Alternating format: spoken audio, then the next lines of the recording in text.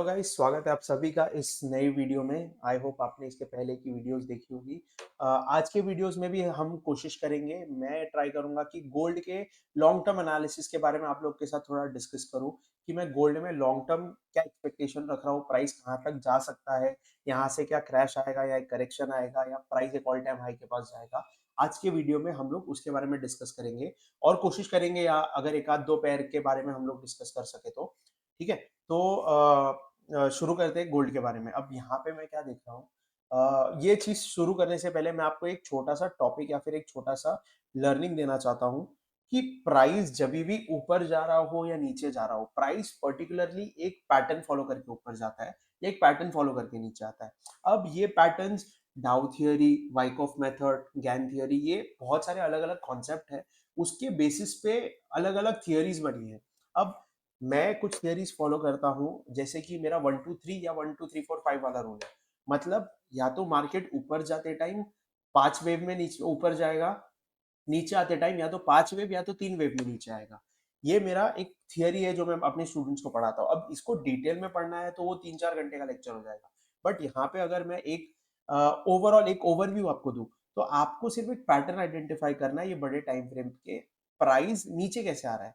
ठीक है, तो यहाँ पे अगर मैं आपको बताऊं तो ये प्राइस देखो ऐसे नीचे आया है, ये वन, ये सेकेंड वेव और ये थर्ड वेव, इसीलिए इसको एबीसी वेव कहते हैं। मतलब ये एग्रेसिव, ये पुल बैक, ये अगेन एक एग्रेसिव ट्रेड। अब उसके बाद यहाँ पे आप देख रहे हो, यहाँ से चढ़ते टाइम प्राइस ने ना 5 वेव करके ऊपर चढ़ा है। अब ये 5 वेव कैसे, यहाँ से जाओ आप, वेव 1 2 3 4 एंड 5, राइट।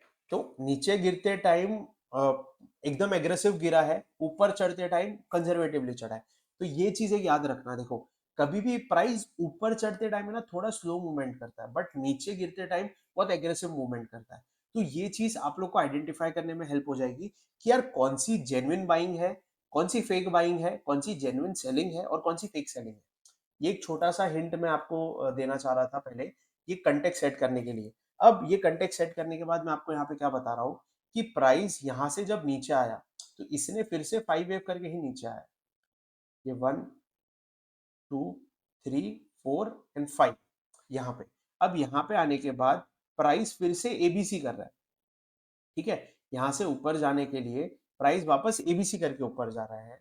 तो अगर मैं और छोटे टाइम फ्रेम पे जाके बताऊं या यहीं पे जाके बता दूं कि प्राइस यहाँ से गया तो सही ऊपर, राइट। अभी यहाँ से इसने एक और करेक्टिव फेज पकड़ा है, तो यहाँ से करेक्टिव फेज में भी प्राइस ने 1 2 3 4 5, तो ऐसे करके नीचे आया है यहाँ पे प्राइस। अब यहाँ पे प्राइस ने आके एक लो लगाया। अब अगर आपको याद होगा, अगर आप हमारे चैनल को रेगुलरली फॉलो कर रहे हो और अगर आपने टेलीग्राम पे मेरे ट्रेड्स को फॉलो किया है, तो ये वाले लेवल पे 3280 से 285 से लेके 3300 का लेवल, ये वाले लेवल पे मैं सिर्फ बाइंग के ट्रेड्स इनिशिएट करने की कोशिश कर रहा था। इसका सिंपल रीजन यही था कि प्राइस जब ऊपर गया तब इतना एग्रेसिवली ऊपर गया है। ये मैं डिलीट कर देता हूँ। प्राइस जब ऊपर गया तब 30 जनवरी से ऊपर जाना शुरू किया और उसने एक हाई लगाया कहाँ पे, 2 जुलाई के आसपास। मतलब 3 से 4 दिन लिए प्राइस में ऊपर जाने के लिए, राइट। बट 2 जुलाई 3 जुलाई से उसमें सेलिंग आई और 3 से लेके 9 जुलाई तक, मतलब आप देख रहे हो कि ऊपर जाता प्राइस 3 दिन में ऊपर चला गया, बट नीचे आता प्राइस, गिरते हुए प्राइस को बहुत ज्यादा टाइम लगा एज कम्पेयर टू बायर्स। ठीक है, तो बाइंग एग्रेसिव है, सेलिंग कंजर्वेटिव है। इसीलिए यहाँ पे मेरा व्यू सिंपल था कि मुझे बाय ऑन डिप करना है। ये मेरा डिस्काउंटेड जोन है, ये मेरा फिबोनाची वाला जोन है। अब यहाँ पे फिबोनाची वाला जोन कैसे है, ये लो से ये हाई में अगर लगाऊंगा तो ये मेरा रिवर्सल जोन आता है यहाँ पे। ठीक है, इंस्टीट्यूशनल या फिर रिवर्सल जोन। अब यहाँ से आप बाइंग के ट्रेड्स ही इनिशिएट करोगे। अब बाइंग के ट्रेड्स अभी यहाँ पे अगर आपने नोटिस किया होगा तो मेरे दो ट्रेड्स बैक टू बैक। अभी सेकेंड ट्रेड में मेरी गलती थी कि मुझे ब्रेक इवन ज्यादा जल्दी नहीं लगाना चाहिए था। वो मैंने क्यों लगाया वो भी मैं आपको रीजन बताता हूँ कि यहाँ पे प्राइस बार बार ये वाला लेवल ना तोड़ने की कोशिश कर रहा था। ठीक है, तो पहला ट्रेड मेरा यहाँ पे बना, यहाँ पे बना, यहाँ पे बनने के बाद यहाँ पे ब्रेक इवन निकला। दूसरा ट्रेड मेरा यहाँ पे बना, यहाँ पे बनने के बाद मैंने फिर से ब्रेक इवन डाल दिया था प्राइस को। क्यों? क्योंकि मैंने सोच लिया था यार 1 2 3 4, अगर ये प्राइस 5वीं बार यहाँ पे आया तो यहाँ पे बहुत ज्यादा लिक्विडिटी है ना यहाँ पे क्रिएट हुई है। तो प्राइस क्या होगा, क्योंकि आप अगर बड़े टाइम फ्रेम पे भी देखो 4 घंटे पे या 1 घंटे पे, तो यहाँ पे आपको एक हेड एंड शोल्डर पैटर्न दिखेगा। अब यहाँ पे ये मैं निकाल देता हूँ, तो यहाँ पे आपको दिख रहा होगा 4 घंटे पे आपको बेटर दिखेगा, देख रहे हो कि प्राइस ने यहाँ पे एक हेड एंड शोल्डर पैटर्न बनाया है। तो मैं यहाँ पे देख रहा था कि यार यहाँ से अगर सेलिंग आया ना, तो एग्रेसिव एक बहुत बड़ी रेड कैंडल बन सकती है, वो लिक्विडिटी ग्रैब कर सकती है, फिर वहां से हम लोग को एक बेटर बाइंग अपॉर्चुनिटी मिल सकती है। तो ये मेरा व्यू था, इसीलिए मैंने यहाँ पे थोड़ी जल्दबाजी करके अपना ब्रेक इवन बहुत ज्यादा जल्दी सेट कर दिया। I was proven wrong. यहाँ पे जब प्राइस आ गया तब मुझे पता चल गया यार कि मेरा ट्रेड छूट चुका है। अब मेरे पास ये ऑप्शन था कि मैं यहाँ से ट्रेड में एंटर करूँ। अब यहाँ से अगर मैं ट्रेड में एंटर करूंगा तो मेरा रिस्क रिवॉर्ड नहीं बन रहा था। मैं वेट किया कि यार एक अच्छा हेल्दी पुल बैक आए, मैं उस पर ट्रेड लूंगा। मुझे ट्रेड लेने की अभी कोई जल्दी नहीं है, बाइंग ट्रेड। अब यहाँ पे अगर मैं 4 घंटे पे जाके दिखाऊं, तो प्राइस कहीं ना कहीं अपने रिसेंट रेजिस्टेंस के पास पहुंच रहा है। ठीक है। अब अगर मुझे मोटा मोटा पूछने जाओ कि प्राइस कहां तक जा सकता है, तो फिर से मैं वही फिबोनाची लगाता हूं। अब यहां से अगर प्राइस जा रहा है तो यूजुअली अपने एक्सटेंशन लेवल तक जाता है ये प्राइस। तो और एक्सटेंशन लेवल के पास हमको एक क्या दिख रहा है, एक राउंड नंबर भी दिख रहा है, 3400 का एक राउंड नंबर भी है। अब राउंड नंबर के साथ साथ आप कन्फ्लुएंस ढूंढो, वहां पे और चीज क्या मिल रही है आपको। तो यहाँ पे मुझे एक फेयर वैल्यू गैप भी दिख रहा है छोटा सा, ये वाला। तो मैं ये फेयर वैल्यू गैप को भी मार्क करके रख देता हूँ। इसको मैं इम्बैलेंस नाम दे दूंगा और इसको मैं रेजिस्टेंस का नाम दे दूंगा। ठीक है। अब यहाँ पे मुझे एक पॉइंट ऑफ कन्फ्लुएंस मिल गया कि यार यहाँ से मुझे शॉर्टिंग का ट्रेड मिल सकता है। इसके पहले तक मुझे बाय ऑन डिप करना है। ठीक है। बट सर ये आपने तो बहुत लॉन्गर टाइम फ्रेम का व्यू बता दिया, अब इमीडिएटली बताओ क्या करना है। तो इमीडिएटली बताने के लिए मैं एक छोटे टाइम फ्रेम पे जाऊंगा। यहाँ पे जाके मैं क्या देख रहा हूँ, देखो रीसेंट लिक्विडिटी कहाँ पे, रीसेंट लिक्विडिटी यहाँ पे देखो, प्रीवियस हाई बना था प्राइस में, ये प्रीवियस हाई के लो की लिक्विडिटी यहाँ पे ले चुका है। ठीक है। तोड़ के वापस अंदर घुस गया है। अब इसके बाद यहाँ पे अगर आप देखोगे तो यहाँ पे एक ऑर्डर ब्लॉक है। ये कौन सा ऑर्डर ब्लॉक है, ये एनएफपी जो न्यूज आई थी लास्ट वीक में 3 जुलाई को, उसका एक ऑर्डर ब्लॉक है। मतलब यहाँ से एक एग्रेसिव सेलिंग आई थी। पॉसिबिलिटी बहुत हाई है कि यहाँ से एक और एग्रेसिव सेलिंग मूव आ सकता है। मैं ये नहीं बोल रहा हूँ कि यहीं से आएगा, बट अगर मुझे 5 मिनट में यहाँ पे ट्रेड करना होता, तो मैं यहाँ पे ऑलरेडी एक ट्रेड पंच कर चुका होता। ठीक है। ये वाले सेलिंग में, अब ये गया ऊपर, ये नीचे आया, ये वापस ऊपर गया, अब यहाँ से नीचे जा रहा है। तो अगर मुझे सेलिंग ट्रेड में बैठना है, तो ये वाला मेरा सेलिंग क्राइटेरिया होता। बट ये एक हाई प्रोबेबिलिटी सेटअप नहीं है, ये मैं लिटरली बता देता हूँ, ये इतना हाई प्रोबेबिलिटी सेटअप नहीं है। मैं खुद यहाँ पे ये सेल वाला ट्रेड नहीं पंच करना प्रेफर करता। क्यों, क्योंकि मेरा लॉन्ग टर्म व्यू बाइंग का है। तो अगर मुझे ट्रेड पंच करना है बड़े टारगेट वाले, तो मैं बाइंग का ट्रेड इनिशिएट करूंगा। अगर मैं ये सेलिंग वाले ट्रेड में हूँ भी, तो मैं अपना टारगेट कहां तक लूंगा, रिसेंट ऑर्डर ब्लॉक तक लूंगा। अब ये रिसेंट ऑर्डर ब्लॉक मुझे यहाँ पे दिख रहा है, तो इसमें मेरा 1:2 1:3 का टारगेट आ रहा है, 1:2.5 का टारगेट आ रहा है। और इसकी प्रॉफिट हिट करने की प्रोबेबिलिटी ऑलरेडी लो है। क्यों, क्योंकि आप अगेंस्ट द ट्रेंड कर रहे हो। अब अगर ये ट्रेड में मैं यूजुअली वैसे टाइप के ट्रेड्स प्रेफर करता हूँ, अगर ये यहाँ से वापस ऊपर चला गया, ठीक है, ये यहाँ से प्राइस ऐसा आके वापस ऊपर चला गया और ऊपर मुझे एक लिक्विडिटी ग्रैब मिला, ठीक है, तो उधर मैं एक शॉर्ट का ट्रेड लेना ज्यादा कॉन्फिडेंटली प्रेफर करूंगा। क्यों, क्योंकि देखो 3350 का एक राउंड नंबर है, प्रीवियस करंट डे का हाई का लिक्विडिटी है वहां पे, और ये वाली एक लिक्विडिटी ग्रैब सिचुएशन हमारे एक्सट्रीम पीओआई से होगी, जो एनएफपी वाला जो हमारी कैंडल है। ठीक है।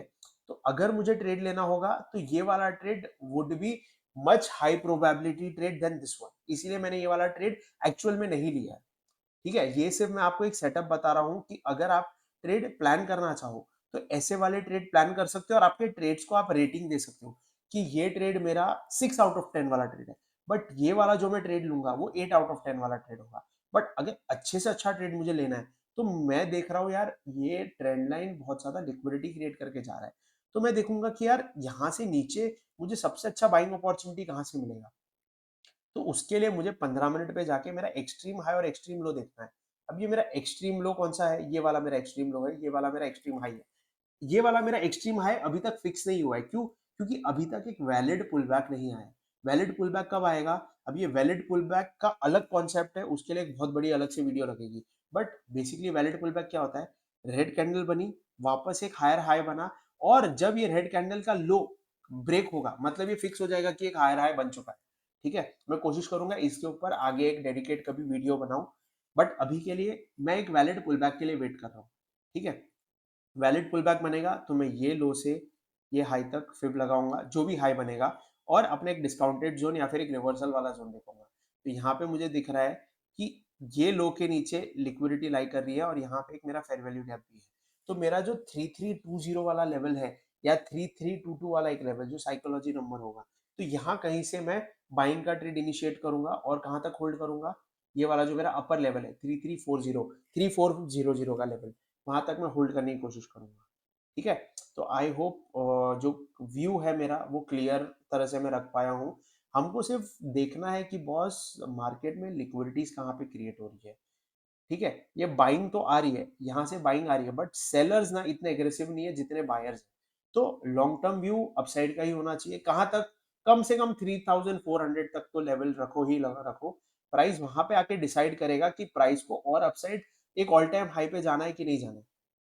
बस ये वन डे के टाइम फ्रेम पे अगर देख रहे हैं तो प्राइस तो ऊपर जाने की ही कोशिश बता रहा है मुझे। प्राइस यही बता रहा है कि बॉस जब भी मैं नीचे जा रहा हूँ तभी तभी एग्रेसिव बायर्स आ जा रहे हैं और प्राइस को ऊपर लेके जा रहे हैं। तो प्राइस मूवमेंट, प्राइस बिहेवियर एक सिंपल चीज मुझे बता रहा है गोल्ड, कि यहाँ से प्राइस को ऊपर जाना है।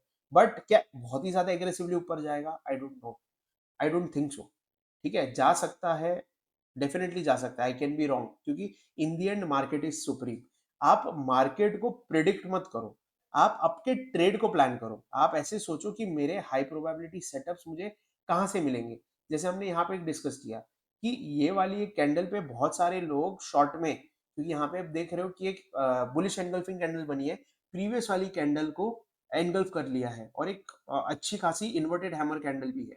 तो इसके ऊपर तो सबसे ज्यादा लिक्विडिटी होगी, इसके ऊपर तो सबसे ज्यादा लिक्विडिटी लाई कर रही होगी। ठीक है, तो इसके ऊपर की जब लिक्विडिटी लेके अगर सेलिंग की ट्रेड आपको मिली, तो वो सेलिंग की ट्रेड में टारगेट आपको यहां तक का मिलेगा 3335 का, या फिर कम से कम टारगेट 3337 तक का तो डेफिनेटली ही मिलेगा अगर यहां से आपको सेलिंग की अपॉर्चुनिटी मिली तो। ठीक है, क्यों? क्योंकि ये हाई प्रोबेबिलिटी सेटअप है। अब ये हाई प्रोबेबिलिटी सेटअप कैसे आया है? एक्सपीरियंस से आया है। ज्यादा मैक्सिमम नंबर ऑफ ट्रेड्स लेने के बाद ही ये हाई प्रोबेबिलिटी सेटअप मैंने डिक्लेयर किया या फिर मैंने आइडेंटिफाई किया है इस चीज को। ठीक है, तो ये चीज है। इसके अलावा 4 घंटे पे तो हमने देख लिया कि प्राइस को पुश ऊपर ही करना है, हमको सिर्फ अच्छे डिस्काउंटेड एरिया में बाई करना है ताकि हम लोग यहाँ तक इसको होल्ड कर सकें। आई होप ये चीज आपको क्लियरली पता चल गई होगी। अब यहाँ पे अगर हम जाके देखें कोई दूसरा अगर कोई पेयर, तो मैं जो रिसेंटली मेरे ट्रेड्स चल रहे हैं उसके बारे में थोड़ा डिस्कस कर लेते हैं, उसके अपडेट के बारे में डिस्कस कर लेते हैं कि प्राइस ने ये वाले टारगेट्स तो हम लोग को डेफिनेटली अचीव करवाए। अब जैसे ही ये टारगेट अचीव कराए, मैंने देखा कि यार बाइंग एग्रेसिव तो हुई है, बट यहाँ पे भी सेलिंग मुझे कंजर्वेटिव लग रही है। तो अगर देखो बार बार ये वाला जो लेवल है, एक बार कोशिश की, दो बार कोशिश की, तीन बार कोशिश की, चौथी बार कोशिश की, अब अगर ये प्राइस को ये लेवल तोड़ना है तो लिक्विडिटी कहाँ पे? तो ये लिक्विडिटी यहाँ पे है। ये मुझे दिख रहा है, ये वाला रिसेंट का लो का जो लिक्विडिटी है, ये इधर तक जा सकता है प्राइस। इसके लो के आसपास की लिक्विडिटी ग्रैब करेगा। इसके लो के आसपास की लिक्विडिटी ग्रैब करने के बाद नीचे मेरा एक ऑर्डर ब्लॉक भी है। ठीक है, अगर मैं 15 मिनट पे जाके या 1 घंटे पे जाके बताऊं, यहाँ पे मेरा एक ऑर्डर ब्लॉक भी है। इसीलिए यहाँ पे मैंने एक अलर्ट डाल के रखा है। यहाँ पे जब भी प्राइस वापस आएगा, ये वाला मैंने मार्किंग भी करके रखा है अपने प्रीवियस क्लास पे, स्टूडेंट्स के साथ मैंने ये ट्रेड डिस्कस भी किया है कि अगर प्राइस ने ऐसे करके ये वाले लेवल पे मुझे वापस एक बाइंग अपॉर्चुनिटी दी तो मैं बाई करूंगा। जैसे ही ये इधर से ऊपर जाना शुरू होगा, प्राइस यहाँ पे नहीं रुकेगा, ये ब्रेक करके एग्रेसिवली ऊपर जाएगा यहाँ से यहाँ। अब ये एग्रेसिव बाइंग किसी चीज से भी ट्रिगर हो सकती है। कोई जियो पॉलिटिकल न्यूज हो सकता है, कोई अदर फॉरेक्स मार्केट न्यूज हो सकती है, कुछ भी चीज हो सकती है। उसका हमको फर्क नहीं पड़ना चाहिए। हमको सिर्फ ये देखना है कि हमारा प्राइस एक्शन हमको क्या बोल रहा है और हमारी हाई प्रोबेबिलिटी सेटअप्स एंट्रीज कहाँ पे हो रही है। हमेशा लो पे बाई करो, मिडल में या टॉप पे बाई करोगे तो आपकी विनिंग प्रोबेबिलिटी वैसे ही कम हो जाएगी। क्यों? क्योंकि पुल बैक में आप फिर एसएल आउट हो जाओगे। फिर आप जब बाई करने की कोशिश करोगे, आप बोलोगे यार मेरा रिस्क रिवॉर्ड खत्म हो गया है, अब मैं ऊपर और थोड़ा वेट करता हूँ, कंफर्मेशन का वेट करता हूँ। कंफर्मेशन के वेट करने के चक्कर में ही अच्छे ट्रेड्स मिस हो जाते हैं। ठीक है, तो आपका ट्रेडिंग प्लान आपके दिमाग में, जैसे मैंने यहाँ पे आज ये वीडियो में जितना भी डिस्कस किया, ये मेरा ट्रेडिंग प्लान है। दुनिया में कुछ भी हो, कोई भी न्यूज आए, मैं अपने ये ट्रेडिंग प्लान को स्टिक करने वाला हूँ। क्या होगा? ज्यादा से ज्यादा स्टॉप लॉस होगा ना, तो स्टॉप लॉस तो ऑलरेडी हम लोग ने मैनेज करके रखा है कि जब रिस्क रिवॉर्ड ही हमारा 1:9 1:10 का है, कि अगर मैं एक ट्रेड में 10 गुना ज़्यादा पैसे कमा रहा हूँ जितना रिस्क ले रहा हूँ। लेट्स से अगर मैंने 10,000 का रिस्क लिया है कोई ट्रेड में और उसके अंदर का रिवॉर्ड मेरा कम से कम 1 लाख रुपए का है। अगर यहाँ पे आप देखो तो एक एग्ज़ाम्पल दे रहा हूँ, अगर इसमें मेरा 10,000 रुपए का लेट्स से रिस्क है, तो इसके अगेंस्ट में मेरा रिवॉर्ड कितना है? कम से कम 90,000 का रिवॉर्ड है मेरा इसमें। तो 1:9 का ट्रेड है ये। तो आपको ऐसा आइडेंटिफाई करना है जहाँ पे आप अच्छे रिस्क रिवॉर्ड वाले ट्रेड्स ले सको, ठीक है? यहाँ पे हम लोग ने गोल्ड में वही देखा है कि अगर अभी के टाइम पे आपको हाई रिस्क रिवॉर्ड वाला ट्रेड पकड़ना है, तो ये टॉप पे बाय करके कुछ नहीं होगा। ये टॉप पे आपको इमीडिएटली बहुत सारे रेजिस्टेंस दिख रहे हैं। ये वाला एक रेजिस्टेंस है, इसके बाद ये वाला एक रेजिस्टेंस है, ठीक है? तो यहाँ पे मल्टीपल रेजिस्टेंसेस है, तो यहाँ पे जाके पॉसिबिलिटी बहुत हाई है, प्राइस थोड़ा साइडवेज हो जाएगा। साइडवेज होने के बाद नीचे आ सकता है। ठीक है? तो हमको वेट करना है, चलो देखते हैं यहाँ पे अगर मुझे कोई ट्रेडिंग अपॉर्च्युनिटी मिलती है या नहीं मिलती। मैं अपने टेलीग्राम पे लाइव अपडेट डालते रहूँगा। अगर आप टेलीग्राम ग्रुप नहीं जॉइन किए हो तो डिस्क्रिप्शन में टेलीग्राम का लिंक होगा, आप उसको जॉइन कीजिए, उस पे रेगुलर अपडेट्स आते रहेंगे और मैं कोशिश करूँगा कि एवरी वीक एटलीस्ट एक वीडियोस कुछ एक इन्फॉर्मेटिव वीडियो तो बनाऊँ ताकि आपको कुछ ना कुछ सीखने मिले। अगर आपको इन डिटेल में सीखना है तो ये महीने की एंड में हमारा एक नया वीकडे बैच शुरू हो रहा है। तो अगर आपको उसके बारे में कुछ इंक्वायरी करनी है तो आप डिस्क्रिप्शन में हमारी वेबसाइट है, वहाँ पे हमको कॉन्टैक्ट कर सकते हो या तो वहाँ पे आपको कॉन्टैक्ट नंबर मिलेगा। उस पे मेरी टीम को आप कॉन्टैक्ट करोगे तो आपको सारी डिटेल्स वहाँ से पता चल जाएगी। आई होप आपको ये वीडियो पसंद आया हो, आपको गोल्ड का मेरा लॉन्ग टर्म व्यू क्या है, मैं अपने आने वाले टाइम पे ट्रेड्स कैसे प्लान करने वाला हूँ, उसके बारे में अगर आपको समझ में आया हो, तो प्लीज़ लाइक कीजिए और डेफ़िनिटली सब्सक्राइब कीजिए। मैं देख रहा हूँ कि लोग वीडियोज़ तो देख रहे हैं बट सब्सक्राइब नहीं कर रहे हैं।